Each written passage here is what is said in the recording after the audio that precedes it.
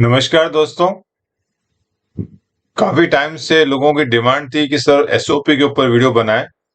और मैंने पहले भी कहा था कि मैं एसओपी बनाऊंगा, लेकिन काफी लंबा सब्जेक्ट था तो टाइम निकाल नहीं पा रहा था। लेकिन मैंने सोचा था कि एलडीसी जो होगा अभी जुलाई में, जो अगस्त में है, 4 अगस्त को, पहले जून में होना था, तो उससे पहले मैं सोचा था कैसे भी करके बना दूंगा। तो आज ये टाइम निकाला है। एसओपी मतलब शेड्यूल ऑफ पावर 2018 के ऊपर काफी लोगों की रिक्वेस्ट थी, तो मैं पहले बता दूं एसओपी होता क्या है, जिनको बिल्कुल भी नॉलेज नहीं है। तो जैसे कि आपको मालूम होगा कि रेलवे बोर्ड ने काफी सारी पॉलिसीज बनाई हैं, जिसमें रेलवे एम्प्लॉयज को काफी सारे बेनिफिट मिलते हैं, या कई बार बेनिफिट नहीं मिलते। कई बार कई कई काम होते हैं, या आपका मेडिकल से संबंधित इशू है, कई वर्क रिलेटेड काम होते हैं रेलवे में। तो यानी जो भी रेलवे में जो काम होते हैं, उस काम करने के लिए, जैसा आपको मालूम होगा, हर जगह कॉम्पिटेंट अथॉरिटी का अप्रूवल लगता है। कोई भी काम, इवन एक छोटी सी हम बात करें, कोई लीव सैंक्शन कराना, आपको किसी आदमी छुट्टी चाहिए, तो डायरेक्ट छुट्टी पर नहीं जा सकता। उसके लिए उसको लीव अप्रूविंग जो अथॉरिटी होती है, उससे सैंक्शन कराना पड़ेगा। लीव पहले सैंक्शन कराएगा, उसके बाद जाएगा। इसी प्रकार कोई भी काम रेलवे में अगर होता है, करना है, तो उसको सक्षम अधिकारी का अनुमोदन चाहिए। तो सक्षम अधिकारी कौन होगा? तो वो एसओपी में बताया कि कोई भी काम के लिए किस अधिकारी से काम अप्रूव लेना है। दूसरा ये भी है कि कई बार क्या होता है कि जैसे छुट्टी का एग्जांपल लिया जाए कि आपको कुछ 10 दिन की छुट्टी ली है, तो उसके लिए कई बार सक्षम अधिकारी जो है लो स्तर के होते हैं, जैसे आपका सुपरवाइजर हो गया या जूनियर स्कूल ऑफिसर हो गए हैं। लेकिन आपको ज्यादा छुट्टी चाहिए, सिमिलर ट्रेवलिंग अलाउंस के रूल हैं कि आपको कम दिन का टी है तो उसके लिए अथॉरिटी अलग होती है, और कई बार ज्यादा ट्रेवलिंग अलाउंस है तो उसके लिए फिर अथॉरिटी जो हायर अथॉरिटी हो जाती है। तो हर काम के लिए आपको जो अप्रूवल लेना है या सैंक्शन लेना है, उसके लिए कौन अथॉरिटी रहेगी, उसके बारे में जिक्र किया है मॉडल शेड्यूल ऑफ पावर 2018 में। तो उसके ऊपर हम बात करेंगे। तो ये हमारा रेलवे बोर्ड ने निकाला है 2018 में। इसमें बता दूं, रेलवे में अलग अलग डिपार्टमेंट है, उसमें अलग अलग डिपार्टमेंट जो काम होते हैं, पर्सनल डिपार्टमेंट के जो काम होंगे वो भी हम बात करेंगे। सबसे पहले वर्क्स मैटर, जो engineering department, civil engineering department के जो वर्क से रिलेटेड, आपका सिविल इंजीनियरिंग में एक तो कंस्ट्रक्शन ऑफ मकान वगैरह होते हैं, ट्रैक होते हैं, ट्रैक बिछाए जाते हैं। तो उसमें जो engineering department, civil engineering department के से कंसर्न जो काम होते हैं, उसके लिए शेड्यूल ऑफ पावर में पार्ट ए है। कई बार एग्जाम में पूछा जाता है कि स्टोर मैटर्स कौन से पार्ट में डील होते हैं, एस्टेब्लिशमेंट मैटर कौन से पार्ट में डील होते हैं, वर्क्स मैटर किस पार्ट में डील होते हैं, उस पर भी क्वेश्चन आता है। तो पार्ट ए में आता है वर्क्स मैटर। पार्ट बी में मेडिकल रिलेटेड जो भी मैटर्स होते हैं, सक्षम अधिकारी आपको किससे अप्रूव लेना है मेडिकल रिलेटेड मैटर्स में, वो पार्ट बी में आएगा। पार्ट सी में मिसलेनियस मैटर्स आएंगे। पार्ट डी में स्टोर, जो हमारे प्रोक्योरमेंट से कनेक्शन, जो भी स्टोर के सामान हम खरीदते हैं, तो उसके लिए पार्ट डी आएगा। कमर्शियल जो मैटर्स है, वाणिज्य विभाग, वो आपका आ जाएगा पार्ट ई। पार्ट एफ, जो मैं जिस पे बात करना चाह रहा हूँ, जिसके ऊपर मैंने वीडियो बनाया है एस्टेब्लिशमेंट के लोगों के लिए, वो हमारा एस्टेब्लिशमेंट मैटर से रिलेटेड जो है पार्ट एफ होगा। कई बार एग्जाम में, एपीयू के एग्जाम में पूछा जाता है कि शेड्यूल ऑफ पावर में हमारा कौन सा पार्ट होता है, तो पार्ट एफ होगा। और आरपीएफ से कनेक्टेड जो सिक्योरिटी मैटर्स हैं, उसमें पार्ट जी आएगा। टोटल आपके A B C D E F G, total 7 part हैं। कितने पार्ट हैं ये पूछा जाता है, तो टोटल हमारे एसओपी में 7 पार्ट हैं। तो सबसे अब हम चलते हैं एस्टेब्लिशमेंट मैटर में। एस्टेब्लिशमेंट मैटर में हम क्लिक करेंगे तो इसमें आएगा, दो इश्यू आते हैं, एक गजिस्ट्रेट के पावर्स और नॉन गजिस्ट्रेट के पावर। तो ये हमारा F establishment matter, model schedule of power, Indian railway. और सबसे पहले आपका आएगा गजिस्ट्रेट में काफी सारे अलग अलग हेड दिए हुए हैं। सबसे पहले नॉन गजिस्ट्रेट की बात करूंगा, क्योंकि हमारे मैक्सिमम स्टाफ जो है नॉन गजिस्ट्रेट है, और एपीयू के एग्जाम में भी नॉन गजिस्ट्रेट के ज्यादा आते हैं क्वेश्चंस। तो पहले मैं नॉन गजिस्ट्रेट के सॉल्व कराऊंगा, उसके बाद हम गजिस्ट्रेट पे चलेंगे। तो ये हमारा इंडेक्स है गजिस्ट्रेट का। उसके बाद ये नॉन गजिस्ट्रेट का इंडेक्स आ जाएगा। सबसे पहले आएगा creation, extension, conversion of post, creation of non gazetted post for maintenance and operation of new assets. तो सबसे पहला जो टॉपिक रहेगा वो होता है कि रेलवे में कोई भी पोस्ट है, अगर उसको क्रिएट करनी है, नया पोस्ट क्रिएट करना है, एक्सटेंड करना है, एक्सटेंशन करना है। एक्सटेंशन मतलब 1 साल के लिए कोई पोस्ट, जैसे एक्सटेंशन मैंने आपको पिछले वीडियो में बताया था, टेम्पररी पोस्ट होती है, उसको एक्सटेंड करते हैं। या फिर कन्वर्जन कराना होता है, यानी कि टेम्पररी पोस्ट को परमानेंट में कराना है। तो इस तरह का creation, extension, conversion of post, किसी पोस्ट को क्रिएट करना है या उसको एक्सटेंड कराना, बढ़ाना है, उसकी अवधि बढ़ानी है, या कन्वर्जन यानी टेम्पररी से परमानेंट कराना है। तो इस पे ये मेन टॉपिक है। इसके अंदर फिर पार्ट ए में आएगा creation of non gazetted post for maintenance and operation of new assets. नए कार्य के लिए, न्यू एसेट्स के लिए आपको नॉन गजिस्ट्रेट का मेंटेनेंस एंड ऑपरेशन, चलाने के लिए, मेंटेनेंस करने के लिए पोस्ट क्रिएट करना है। सबसे पहले तो बता दूं, रेलवे बोर्ड की पॉलिसी आई थी पहले भी, मुझे एग्जैक्ट वो लेटर नहीं मिला है, जिसमें शायद यही होगा। ये रेलवे बोर्ड का लेटर है RB 54/2022, redistribution of non gazetted post. इसमें कहा गया है कि रेफरेंस रेलवे बोर्ड का 2021-22 का है, वाई railway board letter even number 2021 GMs were advise to explore the possibility. यहाँ ये लेटर बराबर नहीं, लेकिन मैं बता दूं आपको कि रेलवे बोर्ड ने क्रिएशन के ऊपर पूरा बैन कर दिया। 2020 का लेटर है, अभी मैं इसको कनेक्ट नहीं कर पाया हूँ। रेलवे बोर्ड ने कहा है कि ये पहले जो SOP था, इसमें क्रिएशन की बात हुई थी, वो कौन DRM कर सकते थे, उसे नीचे उतरे। लेकिन अभी फिलहाल 2020 से, ये चूंकि 18 का SOP है तो DRM को पावर दिया गया है, लेकिन अभी 2020 से क्रिएशन पे पूरा बैन है। लेकिन ये चूंकि टेम्पररी बैन है तो अभी बाद में शायद हट जाएगा। लेकिन इससे पहले जो रेलवे की एक जनरल पॉलिसी है, उसके हिसाब से कोई क्रिएशन करते हैं तो किसको पावर थी, उसके हम बात करेंगे। तो कोई पोस्ट क्रिएट करना है तो उसके अंदर सबसे पावर, जो डिवीजन में जो पावर है, वो DRM को पूरी पावर, DRM से लोअर अथॉरिटी को कोई पावर नहीं है। कोई भी पोस्ट क्रिएट होती है, कोई पोस्ट नई पोस्ट क्रिएट करना या एक्सटेंशन कन्वर्जन कोई भी करना हो, तो उसमें अकाउंट कंकरेंस की आवश्यकता है। अकाउंट्स के कंकरेंस के बिना कोई भी पोस्ट ना क्रिएट होगी, ना एक्सटेंड होगी, ना कन्वर्ट होती है। GM may create safety as well as other than safety posts even for existing assets by utilizing the vacancy bank। तो हर डिवीजन में हेडक्वार्टर में एक वैकेंसी भी होता है। जो भी पोस्टें सरेंडर होती है, उस सरेंडर का जो मनी वैल्यू होता है, मैंने कुछ पिछले वीडियो में बताया हुआ है मनी वैल्यू कैसे निकालते हैं। तो वो मनी वैल्यू वहाँ वैकेंसी बैंक में जो जमा होती है, जिसमें जनरली जो डिवीजन की पोस्ट होती है 50% डिवीजन को मिलता है, 25% हेडक्वार्टर को मिलता है और 25% बोर्ड को जाता है। एक हेडक्वार्टर में जो पोस्टें सरेंडर होती है, उसमें 75% जो होता है वो हेडक्वार्टर पास रहता है और 25% बोर्ड को जाता है। तो ये GM के पास भी पावर दिया है safety other than non safety की जो पोस्ट को क्रिएट करने के लिए और जो वैकेंसी बैंक का यूटिलाइज करने के लिए। न्यू एसेट की डेफिनेशन कही बताइए। इसमें द टर्म्स न्यू एसेट लिखा हुआ क्या है? न्यू एसेट के डेफिनेशन में कहा गया है, the term new asset include not only assets created by or through work executed by the construction organization including real estate। जो न्यू एसेट होंगे, जिसमें जो भी क्रिएट किए जाएंगे, काम किए जाएंगे, जो न सिर्फ कंस्ट्रक्शन ऑर्गेनाइजेशन, इवन जो इलेक्ट्रिफिशियन है, उन सब के जो नए काम होंगे, नए एसेट्स क्रिएट करेंगे, उसको शामिल होंगे। इसके साथ ही but also are asset created और acquired by the open land. Open land मतलब न सिर्फ कंस्ट्रक्शन और रेल इलेक्ट्रिफिशियन के जो नए कार्य होंगे, उसके अलावा जो जितने ओपन लाइन में जो नए कार्य होंगे, वो सारे इसी न्यू सेट के दायरे में आएंगे। और इंक्लूडिंग इसमें कहा रोलिंग स्टॉक को भी एक न्यू सेट की डेफिनेशन में काउंट किया गया है, ये कहा गया इसको। अगला बात है कि no matching surrender is required for creation of running cadre post. इसमें मैं बता दूं आपको कि नॉर्मली कोई भी डिपार्टमेंट की कोई पोस्ट क्रिएट करते हैं तो मैचिंग सरेंडर लगता है। यानी मान लीजिए आपको एक पोस्ट क्रिएट करनी है, लेवल 1 है, उसकी जो भी पोस्ट क्रिएशन के लिए मान लीजिए आपको 40,000 रुपये खर्चा आ रहा है, तो 40,000 आपको दूसरी कोई पोस्ट सरेंडर करके उसकी मनी वैल्यू के बराबर ही हम पोस्ट क्रिएट कर सकते हैं। ये जैसे अपन मार्केट में हम कुछ सामान खरीदने जाते हैं, तो 100 रुपए का सामान खरीदा तो अपने 100 रुपए उसको देते हैं, तो 100 रुपए का सामान आपको मिलता है। सिमिलरली पोस्ट क्रिएशन के अंदर भी जब आप पोस्ट क्रिएट करते हैं, तो मान लीजिए पोस्ट की वैल्यू आपकी 40,000 रुपए है, तो आपको 40,000 की जो पोस्ट अवेलेबल पोस्ट है वो सरेंडर करनी पड़ेगी और फिर 40,000 की पोस्ट आप क्रिएट करा सकते हैं। ये एक मैचिंग सरेंडर्स को बोलते हैं। इक्वल जितना अमाउंट का आपको पोस्ट क्रिएट करनी है, मान लीजिए आपको 10 पोस्ट क्रिएट करनी है, 10 पोस्ट क्रिएट करने में मान लीजिए 4 लाख रुपए खर्चा आ रहा है, तो 4 लाख के इक्वलेंट अमाउंट की आपकी पोस्ट सरेंडर करनी पड़ेगी। या आपने पहले कोई पोस्ट सरेंडर की हुई है, उसका अमाउंट आपने क्रिएट किया हुआ वैकेंसी बैंक में, तो भी चलेगा, तो वो आपको इक्वल रहेगा। बिना पोस्ट सरेंडर किए, बिना पैसे आपका पोस्ट को सरेंडर करके पैसे बचाए आप पोस्ट क्रिएट नहीं कर सकते। ये फंडामेंटल रूल है पोस्ट क्रिएशन। लेकिन इसमें एक जो एक्सेप्शन है, अपवाद है, वो है कि जो रनिंग कैडर की जो पोस्ट है, रनिंग कैडर में आपको बता दूं ड्राइवर और गार्ड की पोस्ट आती है, वो जो पोस्ट होती है वो उनकी कितनी लिंक चलती है, कितने गाड़ियां चलती है, उसके ऊपर डिपेंड करता है। तो उसमें मैचिंग पोस्ट सरेंडर की जरूरत नहीं होती है। ये एक एक्सेप्शन केस है।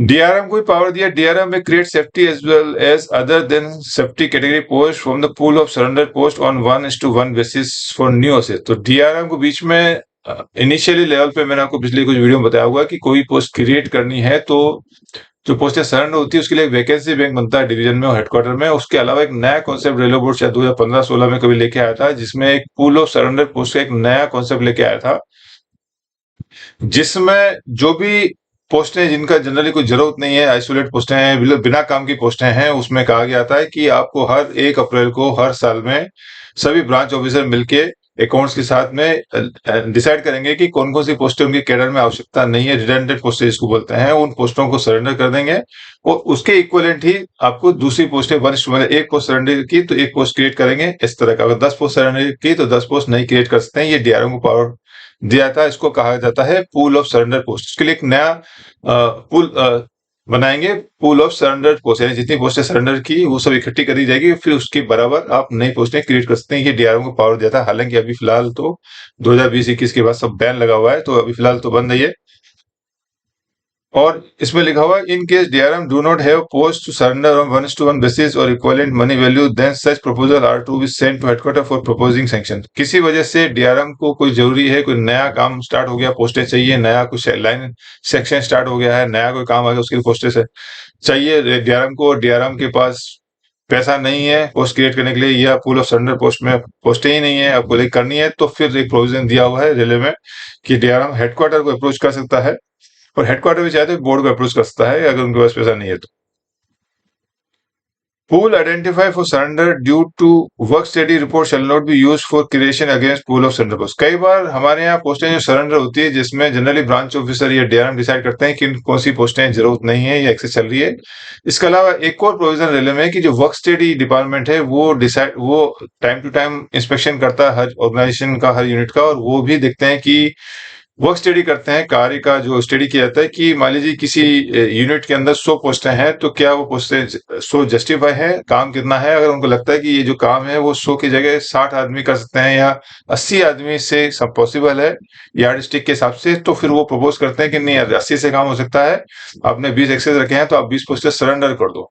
तो इस तरह की वर्क स्टडी की जो रिपोर्ट के बेस पे भी पोस्ट सरेंडर होती है, तो उसको कहा कि पूल ऑफ सरेंडर में नहीं डाला जाएगा, वो अलग तरह से सरेंडर माना जाएगा उसको, और उसका भी मनी वैल्यू क्रिएट करने का अलग तरीका है, वो मैं बाद में बताऊंगा आपको। और इसके बाद लास्ट में कहा the extend instruction issued by headquarter shall also be added. उसके अलावा अगर बोर्ड ने कहा कि हेडक्वार्टर ने कोई अपने पैरेलल कोई अलग इंस्ट्रक्शन जारी किए तो वो भी आपको फॉलो करना है। तो ये है क्रिएशन ऑफ पोस्ट के ऊपर जो कुछ बातें थी वो मैं बता दूं आपको। पॉइंट 1A हो गया आपका। अब पॉइंट बी के अंदर कहा है कि creation and extension of work charge पोस्टें। तो नॉर्मल जो परमानेंट पोस्ट है उसके क्रिएशन की बात की थी। इसके अलावा वर्क चार्ज पोस्टों की बात होती है, तो वर्क चार्ज पोस्टों की मैंने डेफिनेशन आपको अभी पिछले वीडियो में बताई थी। ये वर्क चार्ज पोस्ट है कि कोई वर्क के अगेंस्ट कोई बड़ा सा प्रोजेक्ट होता है, उसके अगेंस्ट में जो अलग अलग अमाउंट होते हैं, अलग अलग काम के लिए, इलेक्ट्रिक के लिए, सिविल वर्क के लिए, ऐसे ही मैन पावर के लिए भी कुछ पैसा अगर डिटेल एस्टिमेट में अगर आपने डाला हुआ है कि ये मैन पावर के लिए है, तो उसके मैन पावर के लिए भी कुछ पोस्टें के तहत कुछ पोस्टें क्रिएट की जा सकती है, उसको वर्क चार्ज पोस्टें कहा जाता है। तो वर्क चार्ज पोस्टें क्रिएट करने के लिए भी डीआरएम और सीडब्ल्यूएम को पूरा पावर दिया गया है। डिवीजन के लिए डीआरएम को, वर्कशॉप के लिए सीडब्ल्यूएम को लिए। इसके लिए जो रिमार्क्स है, work charge post can be created extended only if specific provision exist in the sanction estimate. तो मैंने आपको जैसे पहले पिछले उसमें बताया था कि अगर एस्टिमेट के अंदर जो सैंक्शन हुआ है उसके अंदर प्रोविजन होना चाहिए मैन पावर क्रिएशन का, अदरवाइज नहीं हो पाएगा। तो वर्क चार्ज पोस्टें भी बता दूं एक लिमिटेड पीरियड के लिए, जनरली 1 साल के लिए होती है, 1 साल के बाद उसमें एक्सटेंड करना पड़ता है। तो अगर आपको क्रिएट करना है या एक्सटेंड करना है तो उसके लिए डीआरएम का या सीडब्ल्यूएम का अप्रूवल लगेगा, लेकिन उसके लिए कंडीशन है कि एस्टिमेट के में उसमें प्रोविजन होना चाहिए और एज पर यास्टिक होना चाहिए। जैसे मैंने कहा कोई भी पोस्ट है उसका क्रिएशन हो, work charge post of temporary post creation extension conversion के लिए एसोसिएट फाइनेंस करने की आवश्यकता होगी। ये इसमें बड़ा सिंपल बात है, इसमें समझने की बात है ये। तीसरा पॉइंट है the proposal of all the department should be routed through cadre controlling authority at headquarters and division. जो भी प्रपोजल होंगे कैडर कंट्रोल, क्योंकि जिस कैडर में पोस्ट बन रही है ऑब्वियसली ये उसका जो कैडर कंट्रोलिंग ऑफिसर उसके थ्रू फाइल मूव की जाएगी। और sanction of AGM necessary for creation extension of gazetted rank gazetted work charge post up to JG. और अगर गजेटेड की पोस्टें क्रिएट हो रही है, वर्क चार्ज पोस्टें गजेटेड की अप टू जेजी, तो उसमें एजीएम का सैंक्शन जरूरी है। इसके अलावा policy guideline issued by railway board PCPU from time to time may B ensure. इसके अलावा अगर रेलवे बोर्ड की टाइम टू टाइम कोई जैसे एसओपी 2018 की उसके बाद कोई रेलवे बोर्ड की कोई पॉलिसी है आई है या पीसीपीयू ने कोई इंस्ट्रक्शन दिए हैं तो वो भी आपको फॉलो करना है। ये हो गया हमारे वर्क चार्ज पोस्ट का क्रिएशन एक्सटेंशन जिसका पावर डीआरएम को और सीडब्ल्यूएम को दिया हुआ है। सी पॉइंट में कहा है extension of temporary post. Temporary post की डेफिनेशन मैंने बता दी थी कि एक बार दोबारा मैं बता दूं, टेम्पररी पोस्ट का जो आपका डेफिनेशन है, means a post carrying a definite rate of pay sanction for a limited time. कोई भी पोस्ट को क्रिएशन करते हैं आवश्यकता के हिसाब से, और जो एक लिमिटेड पीरियड की जनरली 1 साल के लिए होती क्रिएट, और अकाउंट्स वेटिंग के बाद ही, कंकरेंस के बाद ही क्रिएट होगी। तो अगर टेम्पररी पोस्ट का आपने 1 साल के लिए क्रिएट किया, अब उसको एक्सटेंड करना, अगले साल के लिए बढ़ाना है, या 2 साल हो गए, तीसरे साल के लिए बढ़ाना है, तो आपके लिए उसके लिए पावर जो होगा डीआरएम शेड्यूल। तो मैं बता दूं, कोई भी क्रिएशन एक्सटेंशन पोस्ट के लिए डीआरएम या शेड्यूल से लोअर अथॉरिटी को कहीं पावर नहीं है, ये मैं आपको क्लियर कर दूं।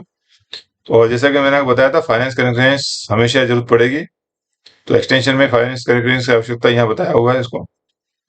अब एक conversion of temporary post into permanent post. अगर टेम्पररी पोस्ट है, जैसे कि मैंने पिछली वीडियो में बताया था, और लेटर मेरा शायद मैंने हटा दिया इसमें, उसमें कहा गया था कि रेलवे बोर्ड के 78 की पॉलिसी, जिसमें कोई भी पोस्ट है टेम्पररी पोस्ट 3 साल से अधिक कंटिन्यू कर रहे हैं, तो उसके बाद रेलवे बोर्ड की इंस्ट्रक्शन है कि आप उसको परमानेंट में करने के लिए जो भी एक्सरसाइज कीजिए। तो अगर आपको परमानेंट करना है, टेम्पररी पोस्ट 3 साल से अधिक हो गई है, तो उसके लिए जो पावर है, या डू लिखा हुआ है, या सीडब्ल्यूएम और डीआरएम को पावर दिया गया है, डिवीजन में डीआरएम को और वर्कशॉप में सीडब्ल्यूएम को, और फाइनेंस कॉन्फ्रेंस की आवश्यकता है। तो ये पॉइंट टॉपिक जो हुआ आपका क्रिएशन, एक्सटेंशन और कन्वर्जन, जो एसओपी में जो बातें हैं वो मैंने बताने की कोशिश की। इसके बाद एक और जो इम्पोर्टेंट जो टॉपिक है वो है variation redistribution of non receive post with in the sanction and strength of the grade.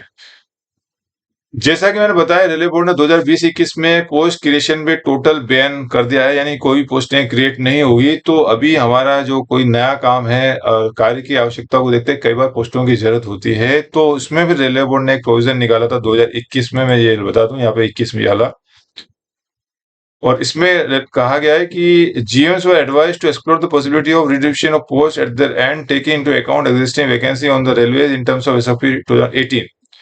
This interim arrangement for retribution post was made for a period of 1 year till 24/3/2022. Subsequently, board wide letter even number dated 2022. This interim arrangement was extended for 1 year beyond 24/3/2022. तो जैसे कि post creation के ऊपर चूंकि ban आ गया है, तो फिर इसमें ये बैन जनरली फाइनेंस मिनिस्ट्री ने लगाया है, सेंट्रल गवर्नमेंट में, रेलवे का नहीं था। ऊपर से प्रेशर था, जो भी रहा, इंस्ट्रक्शन थे कि आपको अब नए पोस्ट क्रिएशन नहीं करना है। तो फिर रेलवे बोर्ड ने एक दूसरा रास्ता निकाला, क्योंकि हमारे रेलवे में नए नए रेलवे का जो अभी देखना हाईटेक हुआ रहा, काफी डेवलपमेंट रेलवे में हो रहे हैं, नए नए लाइन बिछ रही है, नए नए सेक्शन खुल रहे हैं, तो पोस्ट की आवश्यकता है।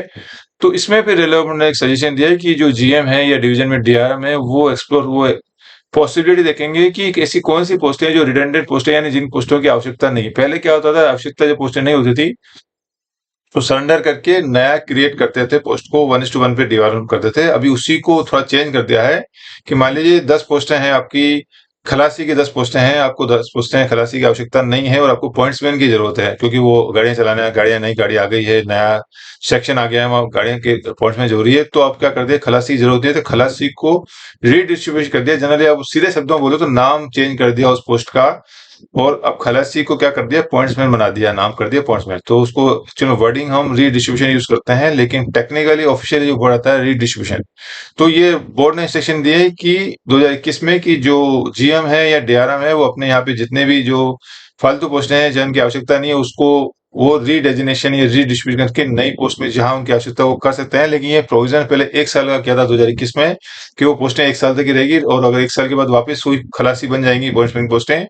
फिर 2022 में 1 साल के लिए बढ़ाया। उसके बाद ये रेलवे बोर्ड का जो लेटर है 19/4/2022 का, इसमें ये कहा गया है कि जो 1 साल, इसमें कुछ क्वेरीज की थी रेलवे जोनल रेलवे ने कि सर ये 1 साल में दिक्कत होती है, क्योंकि हम एक बार पोस्ट भरने में हमारे को 1 साल लग जाता है, तब तक तो वापस मान लीजिए खलासी की पोस्ट है, आपने पॉइंट्समैन बना दी, 10 पोस्टें हैं, और अब आप बनाने के बाद आप इंडेंट करोगे, आरआरबी से बंदा आने में 3 साल लग जाता है, तो 1 साल में उस पोस्ट का मतलब ही नहीं हुआ कि वापस वो खलासी हो गया वापस 1 साल के लिए।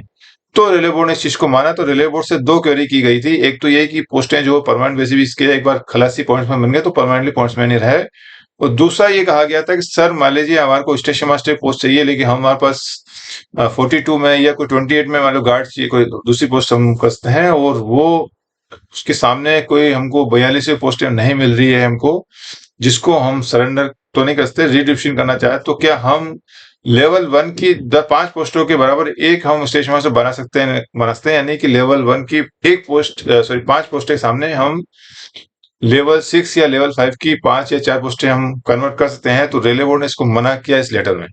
या चौथा पॉइंट लिखा हुआ है, however it is clarified that redistribution across the grade has not been agreed and redistribution of the non-gazetted post will be within this grade।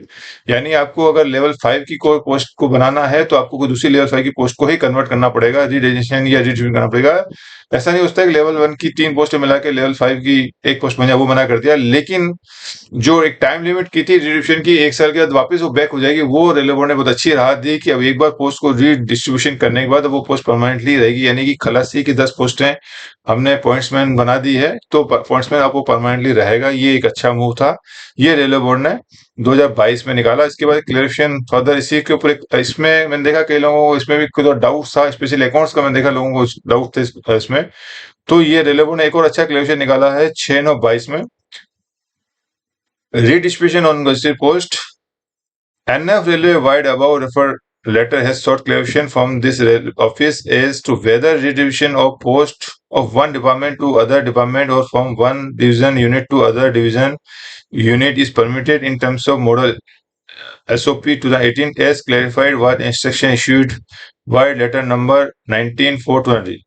तो इसमें ये पूछा गया है कि हालांकि ये लेटर काफी क्लियर है, सेल्फ एक्सप्लेनेटरी है, फिर भी जैसे हमारे रेलवे में देखा कई लोग क्लियर होने के बाद भी थोड़ा कंफ्यूज होते हैं। स्पेशली मुझे डाउट है, शायद अकाउंट्स ने क्वेरी किया होगा, अकाउंट्स को थोड़ा डाउट था।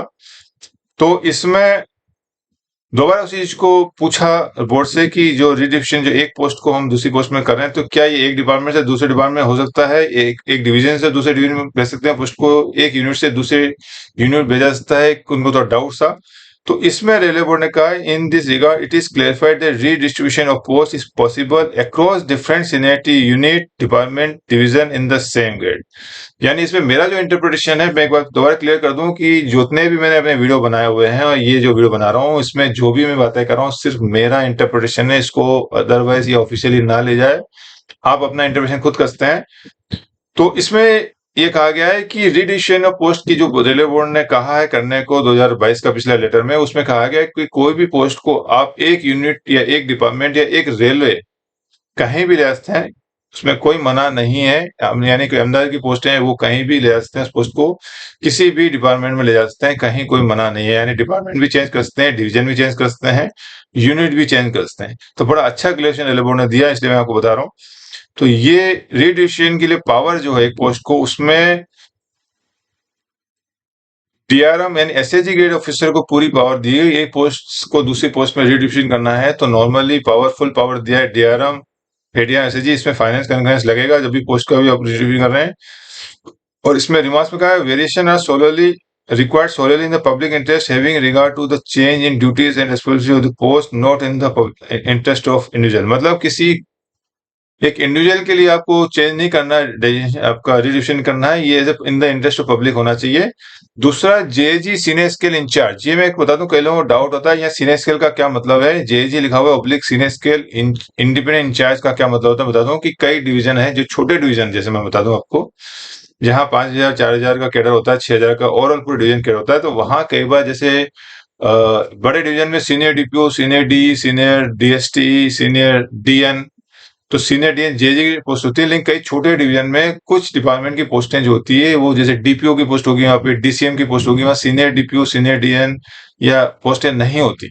तो जहां पोस्टें नहीं है सीनियर डीएन की, सीनियर डीपीओ की, यानी जेजी पोस्ट नहीं है, वहां सीनियर स्केल की पोस्टें होती है, तो उसको भी सेम जेजी का पावर दिया है। ये चीज यहाँ पे भी काम आती है।